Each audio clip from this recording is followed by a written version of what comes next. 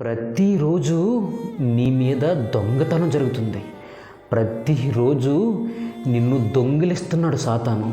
ఎలాగో తెలుసా? నీ 24 గంటల్లో కొన్ని గంటలు దొంగతనం చేస్తున్నాడు.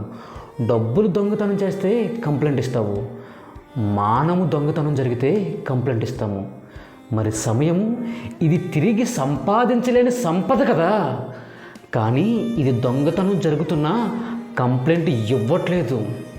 కంప్లైంట్ ఇవ్వట్లేదంటే నీ శరీర స్వభావం కూడా ఆ దొంగను ఇష్టపడుతుంది. ఆ దొంగోడు సెల్ ఫోన్ అనే ఖడ్గము పట్టుకొస్తున్నాడు. ఈ ఖడ్గము పట్టుకొచ్చి నీ దగ్గర దొంగతనం చేస్తున్నాడు నీ 24 గంటలను. కనీసం కంప్లైంట్ ఇవ్వడం కూడా నీకు తెలియట్లేదు. కంప్లైంట్ అంటే యేసయ్యకు ప్రార్థించు, తెలుసుకో నీ సంపద అదే.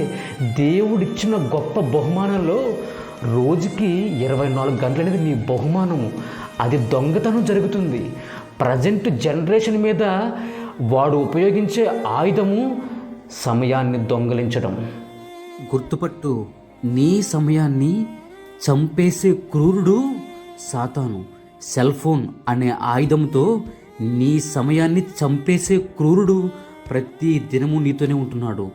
వాడు క్రూరుడు. నీ పిల్లలను, నిన్ను, మొత్తం కుటుంబాన్ని సమయము దొంగలించే క్రూరుడు వాడు. గుర్తుపట్టు, వాక్యం చెబుతుంది, సమయమును పోనీయక సద్వినియోగము చేసుకున్నాము.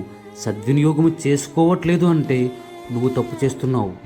నువ్వు తప్పు చేయొద్దుగా, కుటుంబం చేత తప్పు చెయ్యనివ్వకు దయచేసి.